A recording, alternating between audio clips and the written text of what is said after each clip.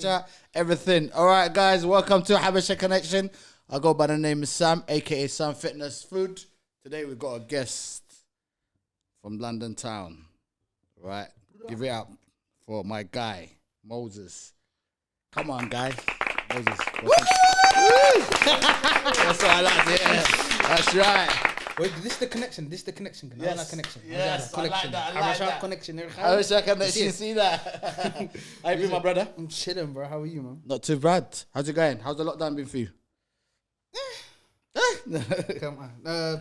I don't know. First two lockdowns were decent, and then the third one's a bit difficult, a bit more difficult. But Yeah. such is life, innit? Well, we're getting there now, finally. Yeah, man. Yeah. Soon come all over. Woo! Before we go further to what we're gonna talk about, right? I want you to plug your show. What's your show? And where can they catch you? So introduce yourself properly. So yeah, my name is Moses. In the UK community, don't forget. I don't forget my roots. I'm Eritrean as well, so it's Musia to you. Cheat. I started a show called SITDOWNldn. Kicked it off last year, January 5th. Yeah, just like it dives into the mindset of like positive and inspirational people from where we are from, in the ends, London specifically.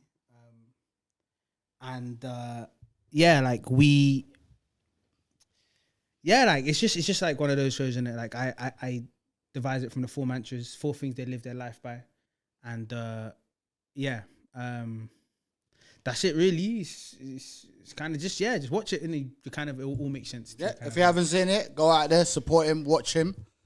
Before we get into it, how did you get into that program? First of all, did someone inspired you, or have you always wanted to do it? How did you get into that stage and say, you know what, I'm going to do a show? Kind of interesting actually. It's weird. I never wanted to be the face of anything actually. Really? Yeah, I had the idea for a long time before, and I tried to find somebody like a host. So originally you didn't want to do it? No, man, I'm an ideas man, bro. Like I don't like the camera. I'm camera shy. Usually, like I'm either juicing beforehand or snoozing. Yeah, I got no shame in it. I just like the snoozing. I keep it real. But yeah, like I'm mad uncomfortable in front of camera. Like I can tell you, the guy who's my second in command, my cameraman, the technical guy in it, Sags. Me and him been friends since we're 3 years old, bro, and we've got no more than 20 pictures together, bro. Wow, what's the reason behind it? I don't like cameras, bro. Really? That's it. I don't like the pictures. I don't like all that stuff. I just don't. I'm not a fan of it, and I've never been that kind of person. So what was the funnest push? What was it that made you go? Okay, no one can do what I can do. No one can put my thoughts into action. Only I can do that. Like only I can do it the way I want to do it, innit? Which is mad because it's like there's a saying they say like if you want to get the job done, like do it yourself or something like that. I don't know. Absolutely. But that's essentially the position I was in at that point. No, that's real. So how did you came out with a concept? Where Yeah. did it start? So it came out last year was 2020. The idea originally, I think, came out of my mouth when I was so I went LA the year before 2019, and then maybe it was 2018 that the idea initially kind of like came into my head. And then my cousin, Aman, I went to LA with my boys, and like I accidentally bumped into my cousin out there. It was weird. It was mad weird. And I've never deep it. Like I know this guy since, bro, he held me when I was a baby. This is like real life family, innit? Like, That's your uncle. Bro, real life. So he was out there for his work stuff. And it was maybe a week after Nipsey died. So my whole idea was to go there. I had an Eritrean boy with me, so we're gonna pull up to like Nipsey shop and that, the marathon. Representing, yeah? 100, man. That's it. Like just to pay respects. And then we found out he was there, so we're like, let's link up. So we linked up, and then I don't want to be out the man them. The man them wanted to go to a different kind of, how can you call it, event that they have. What type of event was that it? they have in the Los Angeles area. Yeah, they're famous for it. So they went there, and my cousin wasn't on it that night, and so I was like, no, I'll chill with him.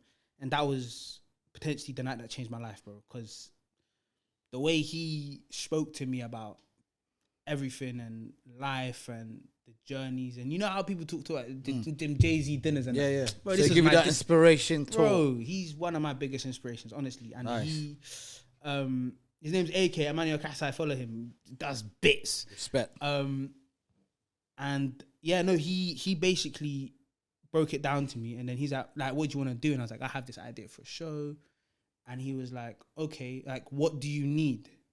And I was like, I need a cameraman, I need a studio, I need an editor, I need a laptop, I started naming them off. And he was like, okay, do you have a cameraman? I was like, yeah. I said, do you have a studio? I'm like, yeah.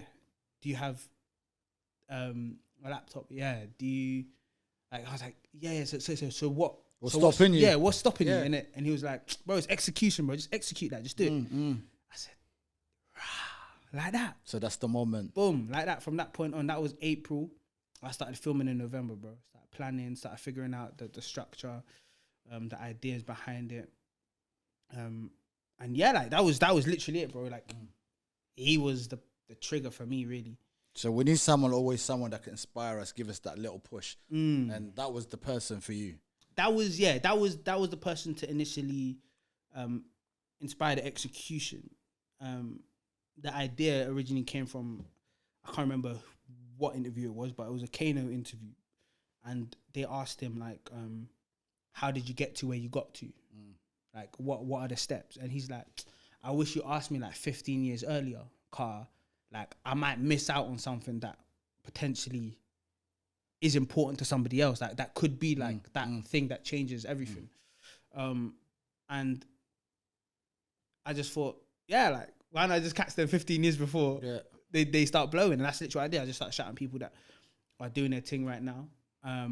And yeah, that's it, bro. Nah, that's an amazing story. And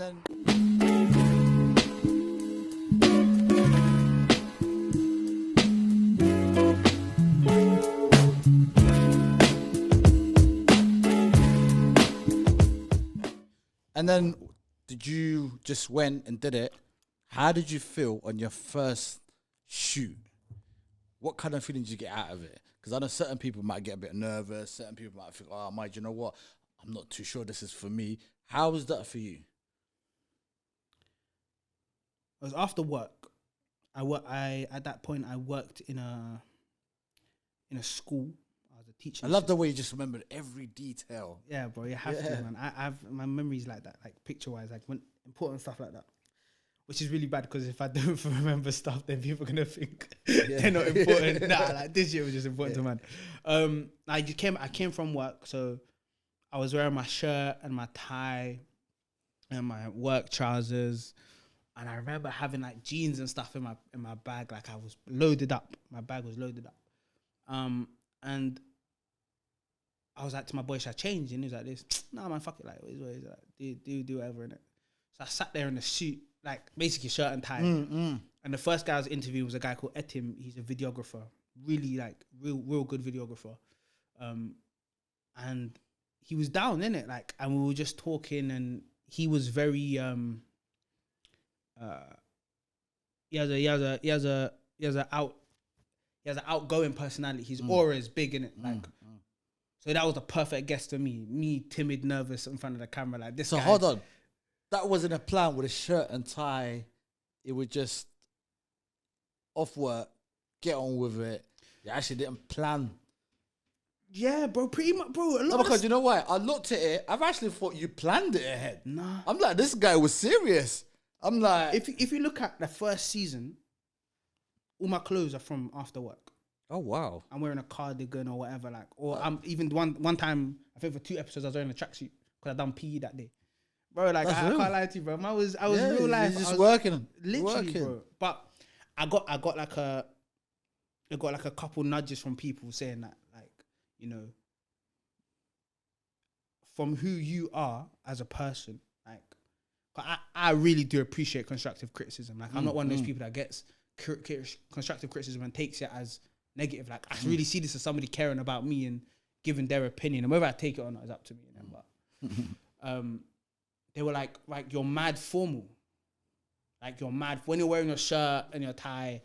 I really thought you did that to stand out because it does give you that look. You stand out from the rest. So initially, yeah. Like, when I did it the first time, I was like, you know, I don't want to be seen as this another black boy who's wearing tracksuit and whatever, and you know, he's from the hood and we don't care what. Yeah, like, I wanted to come through with the presentable, the socialized bollocks that they give you, like, oh, you have to, like, you have to have a haircut, or you have to look presentable, and that was a mistake. I'm not gonna lie to you, bro. Like, obviously, season 2, you can see man's pulling up in jeans and hoodies and jumpers and So brands. did that play against you, or did it work for you at that moment? Which one? On the first season with the ties and the way you came across, how did that work for you? Did it work, or did you think, okay, do you know what, it's not working, I've got to switch it up? Because from outside looking, for me, I felt like it worked because it's something different. So it gave me, oh, who's this guy? Forget being Eritrean, just, oh, he's different. He's doing his own thing. So he's not here to impress anybody, he's just here to be himself. That's what I've got. Right. But it's not me. That's what I realized. So I hate suits, but I hate shirts, bro. If I could wear a tracksuit every day, I would wear a tracksuit every day. In fact, that's the dream. If I could wear a tracksuit for my job, bro, I'm sweet, fam.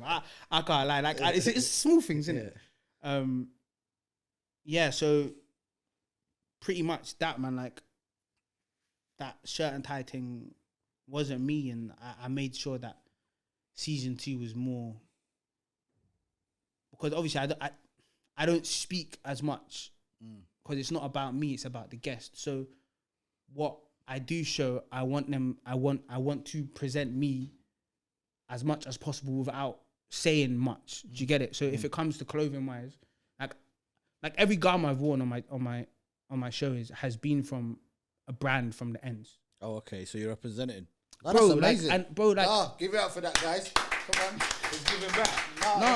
But hear this one. That's for my everyone says New Year's resolutions are bollocks, innit? But my New Year's resolution last year was, if I'm gonna buy a garms, like jeans and whatever is difficult, innit? But when I buy like upper garms, like I'm only gonna buy garms from the ends, like people who are making brands. And that's what you can support in your community. Right, and there's so this thing here is so if you've watched season 2 episode 1, Fabio, this is his thing, innit? Oh, nice. 24 London. Oh, brilliant. His thing's brazy, I can't lie. And I hear it, people don't like little sequence things, but you know, it is what it is. Yeah. But this is me, innit? Yeah. So I really I like it. Yeah. And crazy thing, Cortez. Right, man's even got socks on. Are you watching this? Hat. Representing. I like that. T-shirt. What's the T-shirt? Oh. Capsule collection. We're going in. This is all West London. I can't lie. Represent. No, do you know what?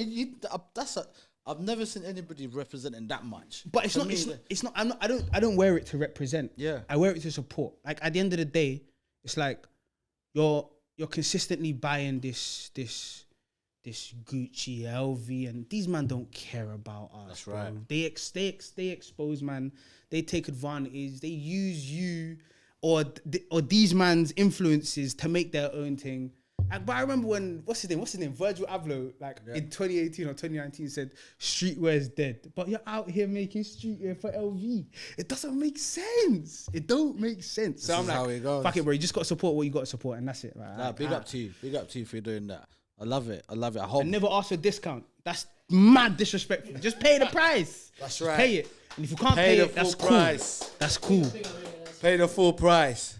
So, and then when you released your first one, Season 1, episode 1, what was the feeling for you? That must be a mad Bro, feeling. I got the video for you. You don't can even put. I'll even send the video to you now, bro. Man was sitting there laughing with a cigar in my mouth. I can't even lie. No way. I felt like a top dog. Bro. I was so Don like, Collier. That's what like it felt. year, bro. This is like a year and a half worth of like thinking and organizing and planning and contacting and making sure everything's perfect. And But that's what people don't understand sometimes. They get that content for half an hour, an hour. Yeah. That's all they get. They're thinking, oh, easy work. But all the work that goes behind the scene, Exactly, it's actually it's hard work. yeah, It's you not only that see the tip simple. of the iceberg, Yeah. essentially. Yeah. So, yeah, man, I was there laughing. I was doing that, my dumb laugh. I was like, anyway. No, man, it was. I felt over the moon. I was really like, I was properly proud of myself. I haven't been proud of myself for a lot of things. Yeah. Like I've been happy and whatnot, but like proud that I've accomplished something. That was a different feeling. Yeah, that's very important to be proud of the things that you do. Because if you're not proud of yourself, how do you expect people to be proud of you? So I've always believed you should be proud of the things that you do. Then whatever people give you the accolade, let it be. You know, no, that's brilliant. Then what kind of reaction did you get? Because I know nowadays people, the first thing they do is they look online. All right, did they like my video? Did they not like my video? How was it? Do you get what I mean? Did you get that feeling? Nah. Do you know what? I don't know if I'm ready to drop this stuff. So sit down is a free step. Is the first step of a free step like program for me. Like you can call it an artsy thing or whatever, but the first step is a process that incorporates learning and education, right? And learning and education to find balance. Balance is the key word. Let me put it this way. You know how in films they have like every film has concepts that connect everybody in the world, right? And those three concepts are essentially time, death, and love, right? These are the three things that potentially everybody will experience. Everyone experiences some sort of time. Everyone experiences death. Everyone experiences, what was the other one I said? Love. Yeah. I hope they do anyway. But my thing is I realize there's more to it, innit? Like, that's that, innit? Yeah. That's the simple stuff. But like there's words in life that consistently pop up. And so far in my 25 years of existence, when's this dropping? This episode? We'll let you know. If it drops after April 14th, it's 26 years, isn't it? But no, so in my 25 years of experience, or 26, I've realized there's more. There's like different words. There's words like balance, awareness, and perspective. And so far, these are the three words that I figured out. I'm pretty sure there's more, but I haven't clocked that these are the words. Oh, do we get you figure out? It'll come along. Yeah, they'll come. Yeah. But balance, awareness, and perspective. And so far, sit down is the first step, which is balancing it. And I'm learning myself how to figure out balance. And then I also want to help other people educate, because that's what the 4 mantras is about. The 4 mantras is how you do your thing, how your brain's working, how you're figuring out, the way to get this so you can go like that. So that's how I am with that in that sense. So when it comes to, what was your question? I was waffling. Oh my God. Nah, it's amazing. I said to you, how was it after the first episode? What kind of reaction you've got, and how did you feel about it? Right. So I said I didn't really care. Yeah. Right. Yeah, because I learned what I needed to learn from my first guest. And you know what? This is not waffling. This is what we call real. Like, we want people to have that real conversation with people. So it doesn't matter we lost the conversation or not, because this is what keeping it real. And I think people get more inspired when you have a real conversation, not a setup where it's fake and you make up story and you go along, you cut it, edit it. No, we keep it real. I got the wrong tone though. My tone's kind of annoying. It's a drony tone, isn't it? So, sorry. So the balance thing. So, we're all trying to find balance in our lives. Absolutely. I'm still trying to find it. Yeah. I don't know about everyone else. I think we will until the day that we die. So trying to figure that out, and I'm trying to learn. And so while I'm learning this stuff for life, I've got 8 guys the first season, 7 guys the second season. That's 15. That's amazing. So I've got 15 people I've learned from about how they're doing their thing. Yeah, yeah. But at the same time, everyone who's viewed it is also learning as well. So as much as it's a selfless thing, it's also a selfish thing. I'm not gonna lie and cap it and be like, it's for everyone, bro. It's for me as well, bro. Like I'm trying to learn too. Yeah. That's it. That's how life is, man. And yeah, so I wasn't really fussed that how people like I you know, when people gave me the accolades, I was happy in it. Like I respected it. It was cool, but it never got to my head. It was never a thing where it's like, you know what I like? You shake everybody's hand before the show starts. 100, man. How did you come up with that concept? Is it something that you do in your daily I shake everyone's hand. I shake everyone's hand in general, bro. Bro, everyone's hand. I shake it. It's above like even COVID times, man's yo, what's good? If I can't get the shake, I'll do the. It's bad. And I always do this because it's real life, bro. You're like that's another person that you're adding to the catalog of people that you're adding to your life, bro. You don't know what this person could be. Because people don't realize sometimes the shaking, the touch, you have a little connection with that person. Sometimes people, when you touch a person, can make them relax around your surrounding. I'm like, right, this guy knows what he's doing. This guy is dangerous. That's what I was thinking. Dangerous. Yeah, that's what I was thinking. So, was there a reason that you did that, or we just? No, it's just me. You just been you. It's just me, man. No, that's amazing. It's just me. Well, taking it back, do you promote that show to the community, to the Habesha community, or do you just go out there just promote it to everybody?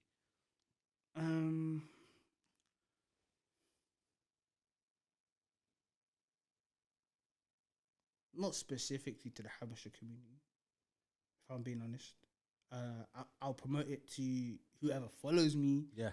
And whoever follows me who promotes it, they're promoting it to their people. But I've never specifically said this is for Habesha people. It doesn't have to be specific, but did you go out there goes, okay, do you know what?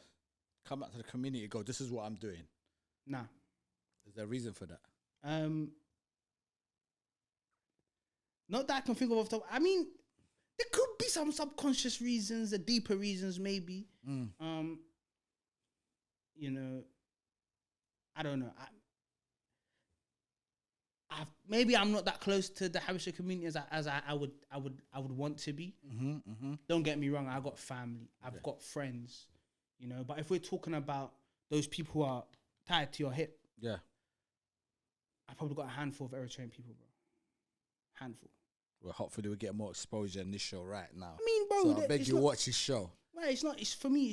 It's not about exposure. Like at the end of the day, I just want everyone to take what they can from whatever I'm doing. And if they don't want to take it, they don't want to take it. Like, don't get me wrong. My whole target at the end of my life is to have hopefully uplifted the community that I hold so dear. But if it doesn't, it doesn't. That might seem very dismissive. But I don't know. It's a techie one still. I'm not gonna lie, man. I mean, no, you're doing what you're doing, but I think, this is the reason we have this show. It's called Habesha Connection. Is to inspire the generation or to bring us more closer. And to me, it's very important for someone like you to get more exposure and get to know you, because there could be that one person watching your show can get inspired. That's the whole reason we do this show. And I think the more we have people like you, the better. The more we have people like you, the more we have an understanding how the world works and how our community can come closer. Because I'm slapping the burden on, man. Oh my days. Yo. But you got to understand where it is. Generation to generation changes. Yeah. So I've seen your show, what you do, and people can learn from it. It's educational, you know, and if it's educational, you can only benefit from it, you know. And I think if you can benefit from it, our community can benefit. Absolutely, can benefit. Absolutely, know? I'm with you on that, and I think the initial issue that, from my personal experience, when it comes to like the Habesha community, is I'm really gonna start digging, you know. No, dig it. Keep it real. We want to keep it real because we want to be as real as possible. And when you're real, you're actually helping the community. You're helping the next generation. That's what I believe. Yeah. You know, the more you keep it real and talk about it honest, you know, get the layers off, the more we have opportunity for the next generation to flourish. Say nothing. For me, within our community, there is a massive thing that I really dislike, and that is judgment, innit? There you go. There is a massive aspect of judgment, and sadly, it originates from the parents, innit? Like, Yeah. not necessarily your parents, but it could be your auntie, your uncles, or maybe someone who's above. But, you know, there is like this fear that, you know, like, I'm generalizing and I'm also not. Sorry, mum. But hey, mumsy's shitty, because I'll explain about mumsy in a second, innit? Yeah. But you know, there is this whole idea, and I get it, bro. It's like, you know, they've fled war-torn area. You know, they've seen shit they shouldn't have seen. They've experienced stuff that we're probably only touched the tip on. And you know, they've come to this country. I'm specifically talking to the UK, maybe the US and Europe, but you know, they've come to these countries for two things, innit? A better life and education for their children, innit? And you know, I always say there's three things your parents want, right? One is to finish your education. 2 is to see you get married. And 3 is to hold their grandkids. That's true. Right? Yeah. They don't want anything more from you. If you give them anything that is going to jeopardize any of those three things, it doesn't add up. there's the problem. Yeah. It's not going to make sense. But so with that aspect, you know, that filters down, and I feel like you know, if you said you were gonna become a footballer, you know, and you told your mum, and your mum said, yeah, be a footballer, that's fine, bro. That is all you need, innit? But in a lot of situations, I feel like the parents are not just thinking about them, they're also thinking about what's Niggasty gonna think, or whatever the whole community. yeah, like what they're gonna be thinking, like, yeah, like what, like, That's you hear me, true. like what's she gonna be thinking, and that, like that's what they're thinking, and so that stops you from achieving what you were potentially made to do, innit? And the thing about my mum, which is lit, and I pray that everybody can have this opportunity, is that I've never shied away from being honest with my mum. Never. My mum pretty much knows about everything except for like women. Like everything.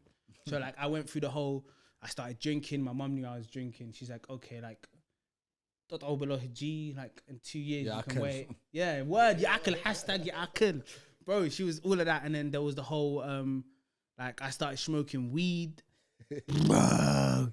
When I told her that, she was said, Harai. I'm just coffee car promise I said, Mom, calm, green is sweet. Like, bro. Like, obviously, man dropped the promise. I broke the promise. Can't lie. Sorry. But, you know, I prayed and whatnot and patterned it. I haven't smoked again in like, it's touching like 5 or 6 years now. Oh, great. So, like, me and my mum are very open. And I remember telling her what I wanted to do in life.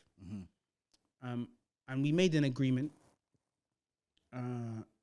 which was, you know, yeah, I would do, uni finish this, whatever, blah, blah, blah. Which technically I kind of, it's a great area. But essentially, I'm doing what I want to do now. She's not on my neck. She sees me. She sees, basically. You have that communication with your mum. 100%. And this is what it is. You need to remember, like, whether you're 18, 16, 20, 25, 30, however old you are, yeah, your mum has seen you or your dad has seen you do stupid shit since you were a baby until now. And you're going to tell them you want to do this new thing. Bro, in their head, they're going to see you. All they see is that you're gonna fuck it up. Yeah, you're going to flop. Yeah. Right? Yeah, absolutely. So essentially what you have to show them is that you're not. So you have to be showing them the responsible aspects and making clear to them that this is what I've done. This is responsible. Whether it's, I don't know, you just start cleaning the yard randomly, or, you know, you start getting proactive and doing stuff, or you actively make them see you studying, or all these little things, or you're working on your craft. That's actions speak louder than words. Right. That's what it means. And I feel like my mum started seeing me do all of that stuff. So she's understood that I'm being serious about what I want to do. And so from there, it's like, Boom. you know, do your thing. And I think that is the step that a lot of these kids are afraid to take because their parents are so imposing. And I don't blame the parents, honestly, bro. When you've seen your siblings that, bro, my mom's from siblings of like 7 of them. Wow. There's 3 of them alive because of war. 3 or 4 of them alive. Your mom's gonna count. Brother, there's 3 of them. 3 left out of 7. Mama Stopia, Mama Lula. Trying to remember every name. Nah, sorry. Mama Lula, Mama Stopia, Mama. Your mom's gonna hold 4. you against. There's 4 of them. Sorry, mom. There's 4 of them, innit? There's 4 of them. There's Yeah. 4 of them. She lost 2 brothers, and I think a sister when she was born. But do you get it? Like, and that's just my family, and let alone you lot's family. Yeah, Where, like, they've seen stuff they shouldn't have seen. They've experienced stuff. You know, a lot of parents went to Sudan. They went to the Gulf nations. The Gulf nations, which are like potentially some of the most racist countries. Yeah. This can traumatize you. Not just racist as well, but misogynistic. Like, bro, so you're basically at the bottom of the barrel. Yeah. So imagine the shit they've gone through. Like, so I'm experiencing all of this, and we're not even gonna get onto the abusive. No, but to that. me, it's great to hear you have a great communication with your mom. Yeah. You figured out how to communicate with her. Yeah. But now going back, what I wanted to speak a little bit more before we go forward is, you said, I wish we wasn't judgmental or we get people to judge us, right? Yeah. So if you was to ask you now, put you on the spot a little bit and go, you know what? How can we change that? Or what message can we give to the oldest to change that? Because sometimes Who the oldest? The parents. The parents. Let's say They the ain't parents. watching this, so it's not gonna make a I difference. mean, let's hope, because you know what it is. Sometimes I believe. I hope they're watching this actually, but we have responsibility as well to teach our parents. It's not always complaining about them, right? I was having this conversation early on. But I think, all right, they're wrong. Sometimes when a person is wrong, we have to educate that whoever it is, what is wrong with the things that they're doing. So coming from Moses, what would that be? How could you change that? Or what advice would you give?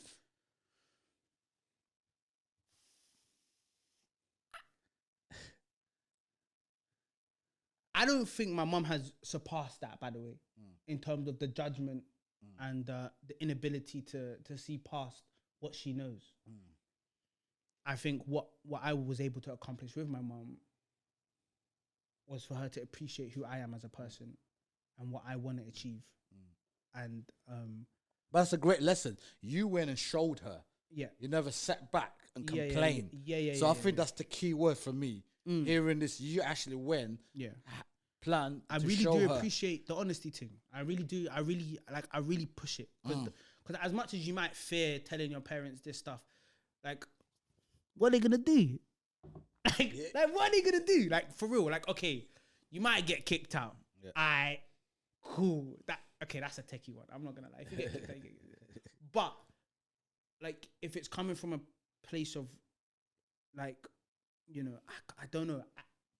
I just haven't been dishonest with my mum. My mum would leave her purse out like this just to see if I would take the money. You know what's there? Mum's on a techie thing. I'm just walking past it like, Mum, you left your wallet. Like, you know what I'm saying? Like, I would never, I could never. Or I'll find a 5 and I'm like, Mum, found your 5. I'm not gonna take it. Because Like, you know, certain men will be like, yeah. and she does it to me. Like, I'll have £2 in my room and she'd be like, oh, Nothing. nice. Just grab it and go. Like, but no, the point is, you know, you just, I feel like, you know, it sounds weird. It's not that my mum's my friend. Don't get me wrong. My mum's, we're cool.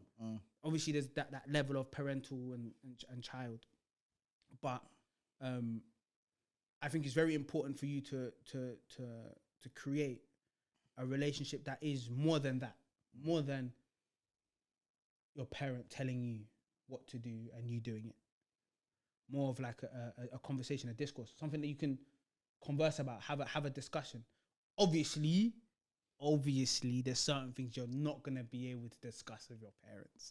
What would that be? Because they're in a different mindset to you. You've grown up in the West. Do you get it? You haven't. You may have gone through, you know, pain and whatnot, but you ain't gone through war. Bro, COVID is the closest thing we're ever gonna get to war. Let's be real. Yeah. Like, as a generation, like 90s babies, bro, this is the closest thing we're gonna get to war, innit? Like experiencing war. God forbid that it does happen, and I'm wrong. Well, let's hope this is the last one. But COVID is the closest thing, and so it's mad important to just be on a level. That I think that's the one. Just be on a level with your parents. You know, like I know there's a lot of girls that will lie, and you know I hear it. I hear why you're lying, because if you say you're gonna go out and see this guy, they're gonna say no. I hear you, but there's levels to this game, and I just feel like you can keep some stuff to yourself, but I just feel like Honesty if is you the best feed policy. them, you know one day, if you feed them a little bit, just a tiny bit, they'll be like, okay, I can trust them. You can, I will let you. Okay, he's not dummy. He can do it. So you get it? They see you growing. The honesty is better to be honest. That's honestly, what I'm getting here. That's it's why better. I got to. That's why I got to my mum. Yeah, and my pops as well. Oh no, that's, you know what? I think it would help a lot of people hearing this from someone like you, who I've never asked you. Was you born here or? I was born here, bro. Okay, so if you was born here, how do you see your parent that who are not born here handle living here? Not even just the UK. Let's just figure it as in the Western world. How do I see what do you see that they struggle with? I'll put you on the spot. Bro, everything. Pretty much everything. If we're going to start on the basic stuff, we're talking about language, okay? That's the most basic. That's communication. That's the most basic. But if we're talking about I say quote unquote culture, innit? Because, you know. But the way the world works here, innit? You know, in Eritrea, from what I've experienced, I could be wrong. You can tell me if I'm wrong. But there is a sense of community amongst each other. Yeah. Like, you know, I hear Donny just shouting, "Abate, nah." Like, bro, I just hearing this random stuff. You get me? Like, so they, you know, there's barely any drama. You know, you have the odd whatever, but everyone's got everyone's back. Here it's dog eat dog. Dogs, yeah. Bro, if you cannot hold your own, but if you're not witty, you know when they say witty or what's the other word? Hayal. If you're not that, bro, you're getting eaten up.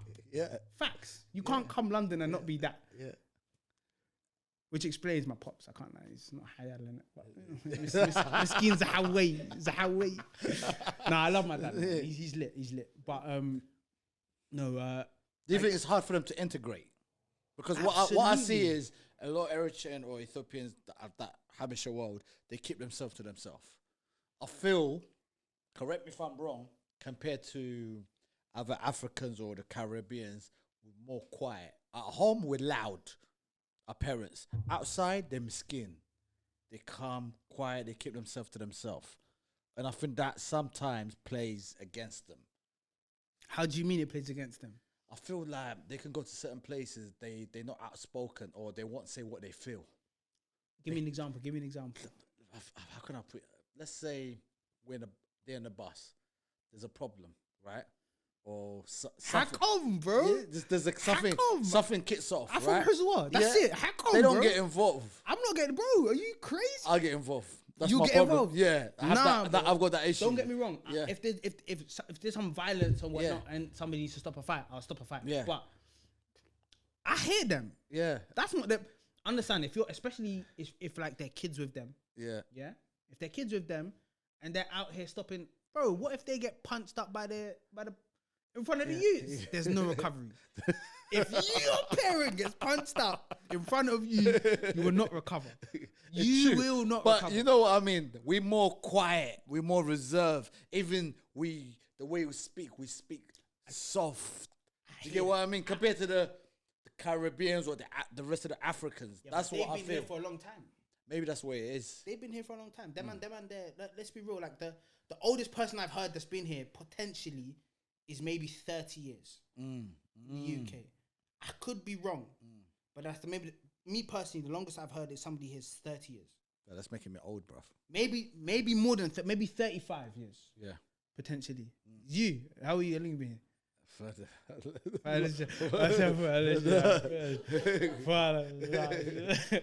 you ever heard? If we're gonna do subtitles, just do like squiggles in it. Yeah. But okay, but them man have been here since, bro. We're talking 50s. Yeah, 60s, they're like in the second 70s. generation. Since the independence. Ghana's been independent what? 60 years? 60 something years? Yeah. Right? Yeah. Absolutely, yeah. So what? What's 60 take away 2021? That's like 40. That's 1960, roughly. Yeah. So them man have been around here for a minute. Yeah. They've been here for a minute. It's true. Us man haven't. They've and I think that comes onto one of your other points when it comes to like businesses and being able to build a foundation here. Them man have been here long enough to build a foundation. Yeah. Somebody after what 2 generations figured out, yo, I want to build I want to make a business here. Yeah. But we're in our second generation now. We're touching our second generation, third generation now. It's true. So it's time for us to do our thing now. It's now. You know what? You touched the next thing that I was going to bring up, right? Yeah, get me away from my mum. I'm trying to get you away, not to get you in trouble. How can we support each other as a Habesha community, right? And let's forget the older generation, my generation, your generation. How can we support each other right now, going forward in life? How do you see us progress? What can we do to come together as a community to support each other? Meaning, I don't mean like you have to be on each other's face every day and give everything you got. I mean just that little support. How can we bring that together? Well, your platform is one. Yeah. Habesha Connection is literally in the name, isn't it? Yeah. So, with the way social media is going, you have to take advantage of it. And, you've started your thing here. And I feel like you are one of the founding steps that build that foundation, one of the bricks that's in it that will help build that thing. And the one thing that we do also need to do is show the beauty of our culture. Like people be screaming, "Oh, Habesha women are so beautiful and so pretty," and they're buff, but so's our culture. Like the way we move, our food, the way we dress. I'm not gonna lie, our language is a bit techie. We can get onto that later, innit? Bro, we're aggressive. We have an aggressive language, bro. Like I'm not gonna lie, the way you show love in Tigrinya is it's not such by a thing. cussing, bro. Yeah, it's true. Bro, my mom called me Tamam, but I know she loves me, bro. Like, for those who don't know, that means you're deaf. Yo, my mom's favorite word to call me is Tanika. Do you know how rude that is? Tanika. From your mom. Nah, I love her and that. But it's love for them. But that's what I'm saying. The way they show Fikrina Tom is what do you call it? Aggressiveness and Baturfi. Yeah. Battery. That's it. Fikri with battery. That's it, bro. Like, but even that's a clash right now. The one that people grow up here and them. Of course, we're like man's like from my perspective, like if somebody says a rude word to me, I'm on smoke. Yeah. Yo, I want to fight. Yeah. That's what like you say something rude to me, I want to fight you. But I know now, like over time, that I realized that the language is just aggressive in itself, innit? Yeah. But that's just that. Everything else is beautiful, bro. Our country is beautiful. Our music is lit. Our dancing is lit. The way we interact is lit. Everything about us is lit. But that just needs to be shown to the generation that is coming. Like me personally, I know that people in my generation have definitely been exposed to that and they love it. Me, it was a bit difficult for me because like I'm a very antisocial person by nature. So I was never doing all of that stuff. Like even when I was at the Bahlis, I was never in the middle. You're that guy in the corner. Wallpaper. Yeah. I'm chilling. You see me, my 2 other dogs from school, the 2 Eritrean dogs are chilling with in school. Drug them. We're just chilling there like that. Not talking to anyone. Yeah. But yeah, bro, like that's literally it, man. And it's more exposure. And I feel like once you expose the younger generation to our culture, you can't help but not fall in love with it, bro. It's that nice, man. To be shown what you are and where you've come from, bro. That, bro, man, that's something that everybody longs for, bro. That's amazing. On your show, because you get to interact with people from different backgrounds, right? And you grow up with different people from different community. How do you think the other community perceive us? How do they see us? See us who? What? Like, what do you think of other communities? It could be the Caribbean, it could be from white people. How do you think they see Habesha people? You know, you got like, you think the Caribbean, you think Bashman rave or whatever you think. Yeah, right? they see How our do women. they think? How do they perceive us? They just see our women. So the man them don't exist. The man them are with every other Dead. East African. That's it. Moved on. They were hacked. I'm being real. I think they just see every Eritrean guy as like, We all look the we're same, just East act the African, same. we're all the same. Yeah. Honestly, I might be wrong. You lot can come in the comments. And No, tell me if but I'm wrong right now, I actually kind of agree with you because that's all I hear. It's the African girl this, it's the yeah, African but girl that. I'm not gonna sit here and feel like I want that attention. I don't really care. I just if they see us the way they see us, that's their prerogative. As long as we don't see ourselves that way, do you get it? That's the as right long message. as long as we don't, you know, I don't even know. I'm losing words. My vocabulary has just gone. That's say how it is, bro. As long as we aren't just here objectifying our women, which is what they're doing essentially. Yeah. But you know, I hear it because our women are. I hate you. They are, bro. He can't even cap. But at the end of the day, like, no, we're not here just objectifying our women. You know, we see them as our sisters, our family, and whatnot. Like we all have women in our family, so we appreciate, you know, what they bring to us and what they mean to us, you know. And we actually, in fact, this is a different conversation. We need to do more in that sense, innit? But In what way? huh? What way? In what way? Yeah. The mindset needs to completely change, fam. Right. Give me something. Like.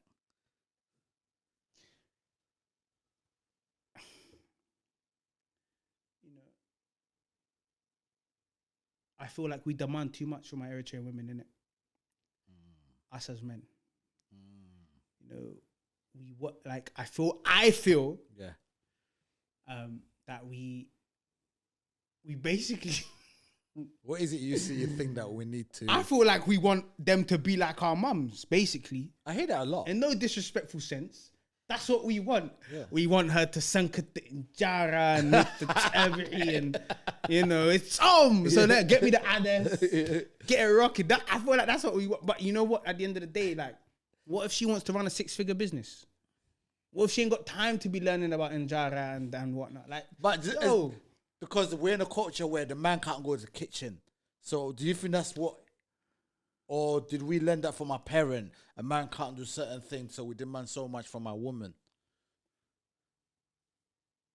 say that again one more time. I was thinking of something else while you were saying that. Because I'm thinking the reason why the man don't think that way is because they grew up in a household where a woman does everything for them, right? Correct. Do you get what I mean? Yeah. So they never go to the kitchen.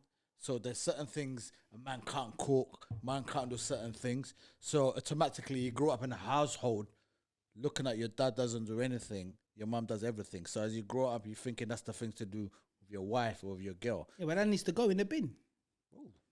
How? I'm not gonna lie. How can we change that mindset? Learn, fam. It's education, bro. You need to learn how to make tabri. You need to learn how to make injara. You need to know how to sankat the thing.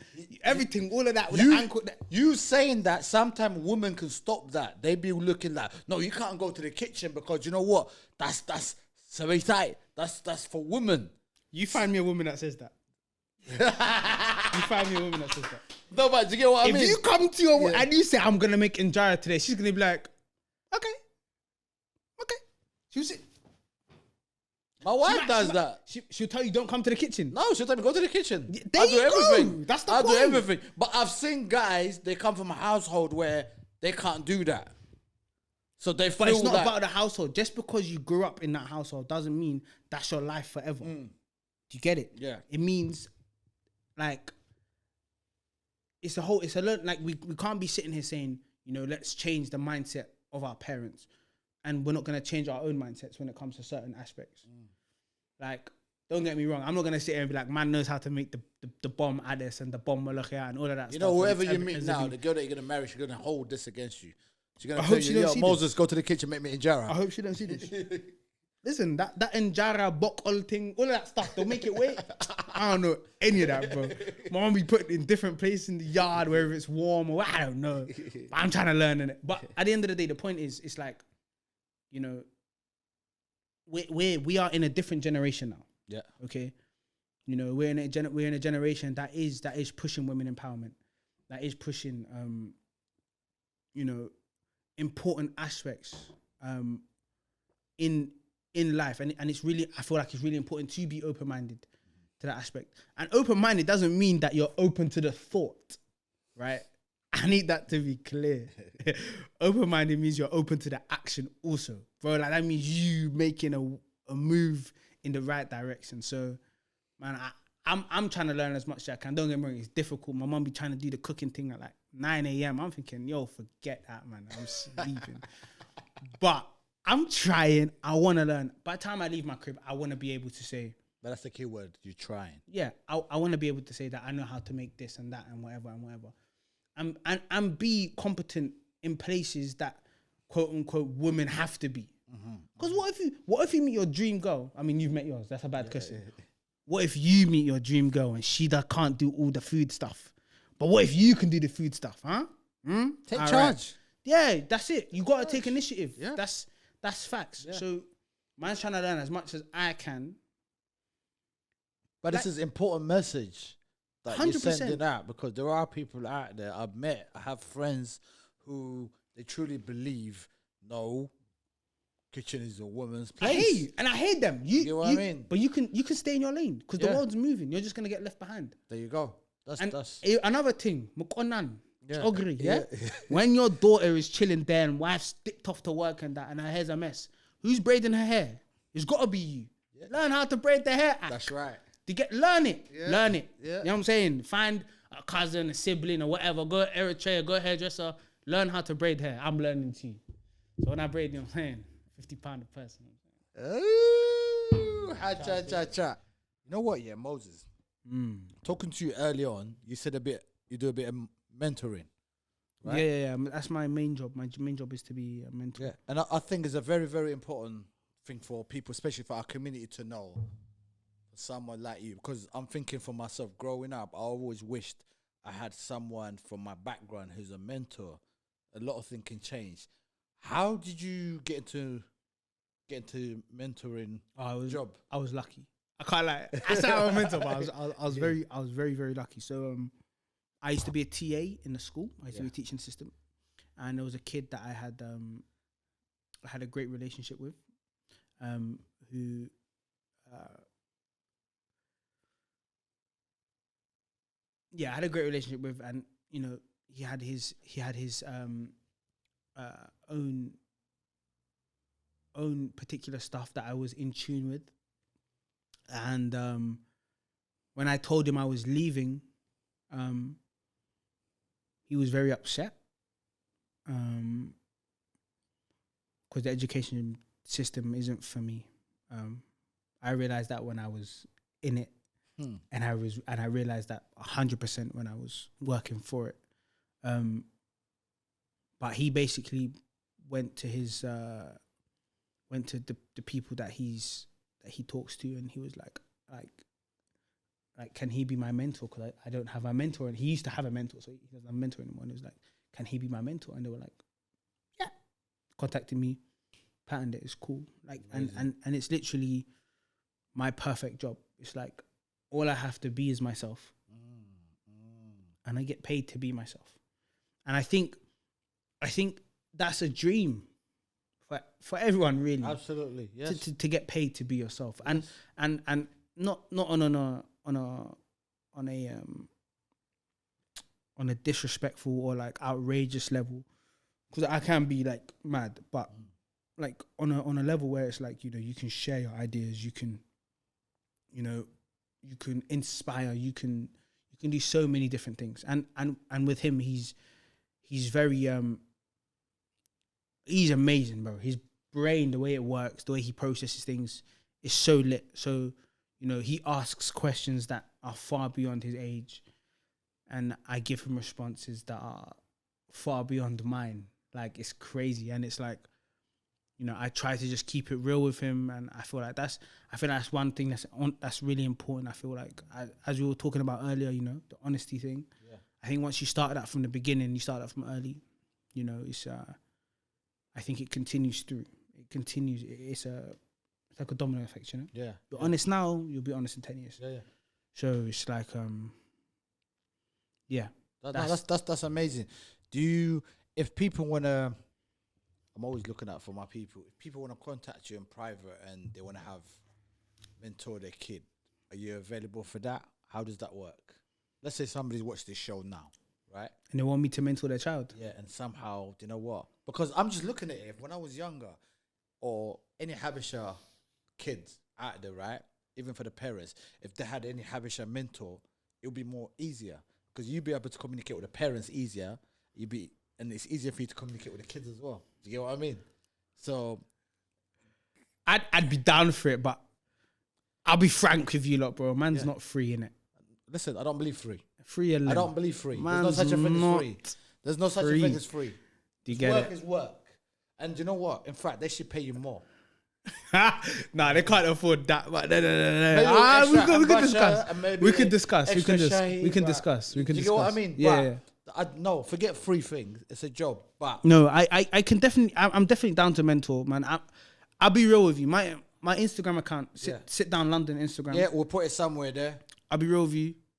I replied to everyone, bro. Yeah. Like, no, but if anybody out there, like, if you want to ask, if you need a mentor, and if you're from our community, we've got a brother here who does an amazing job, and give him a shout. Like he said to you, we'll put his contact Instagram here, and feel free to contact the brother, and that's the way we connect our community together.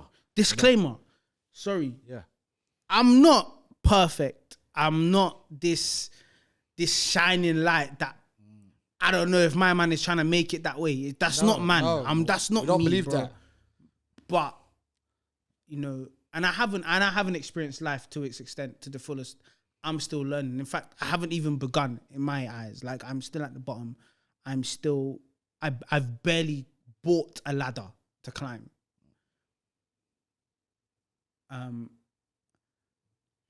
And it's a difficult mentality that I have because it's like I've been told, I've been spoken to, you know, do you before you help others kind of vibe. But help if you can. Yeah. So, you know, if I can help, man will help. If I can't help, man will direct you to somebody who can. There you go. That's all you can do. That's it. That's a big help itself. That's all you can do. There's nothing more, nothing less. Yeah. Do what you can do. And I think this is what our community needs, our next generation that needs, which every person needs. And you know what? Is there anything you want to add or give a message before we go and say what I've got to say? Message about life? Yeah, just in general. I don't know anything about life yet, bro. You tell me the message. Can you give me something that I can add to my? I don't know, fam. Nah, to me, the only thing I can tell you is right now, you know what? It's not just because you're here. I love the fact that you've been you. That's all you can ask from human being. Just be yourself. You know, there's no human being out there who's perfect. We all make mistakes. We all learn from our mistakes going forward in life. And it's very refreshing to hear a young person, especially from our community, coming, talking openly, you know, I'm not perfect, I'm this, and that's what we need. You know, the more you try to be perfect, there's no such a thing as perfect. Perfect doesn't exist to me. You know, they killed Jesus. Exactly. There you go. It doesn't work. So I know that sounds mad. You're laughing, bro. No, Sam, I'm sorry, innit? But they killed Jesus, bro. It's the truth. Man was the guy. Yeah. It's like the Bible didn't say a bad word about my man, apart from what he flipped the tables in the temple act. Yeah. Yo, I can't lie. Man was perfect as man can be. Like, obviously the Bible's the Bible. Yeah. But they killed my man. And the more you're not perfect, I feel kids, the youngsters, any human being can be related to you. If you try to come across as perfect, you're trying to make yourself like not relatable. Do you know what I mean? So it's very important to be open freely in order for us to be, you know, communicate with our parents, our friends. That's my message. I love it. That's my message. Yep. Be honest and open with your if it's not your parents, then your closest support group. And, you know, I think that is an essential part of growth and essentially prosperity, bro. If you ain't got, because you're gonna fall. You're always gonna fall. It's gonna happen. Yep. But if you fall onto concrete, deuces, isn't it? Yeah. If you fall onto somebody who's gonna help you back up, potentially give you the support, the words, the wisdom, I think that's important. I feel like build from the ground up, in it. Don't try to start from up there. Like honestly, start from nothing, man. And if that's your mum, if that's your dad, if that's your cousin, your sister, your family, your uncle, your auntie, whoever it is, hit them up. Love it. I love it. I love it. I love it. I love it. Give it a clap, please. Give it a clap, please. Yeah. Well done. I want to personally thank you for coming. My guy. I appreciate it. I love what you're doing here, by the way. Habesha Connection, even the word is. Yeah, I love it. But you know what? I'm definitely you're gonna come back anyway. You know, family. And there's a thing that we do in the show before we wrap it up. We always ask our guests if you can pick up any Habesha tune that gives you a vibe. I don't care where it is. I want to know where it is. Yeah, so I used to only listen like I was old with the music and I never really listened to music like that. But like I always used to listen to Yamana Barria. Yeah. But techie situation there in itself. But as of recently, I met some friends on Clubhouse and we have this Zoom chat. And they played this one song on the Zoom. And when they played it, I couldn't stop smiling. You get it? Just because of the music. And then I found out what it was about. Give you joy. And then I was just even smiling, bro. It from like Joker things, bro. Man, I was able to have her. So the song is called Hamboff by Estefanos something. Estefanos G. He's a G. So Estefanos, you get me? Let's check our residential DJ S Boogie with a fur. Let's see what he's got. And let's go out with a bang up. Man like S Boogs. Yeah. All right. Come on. Hamboff.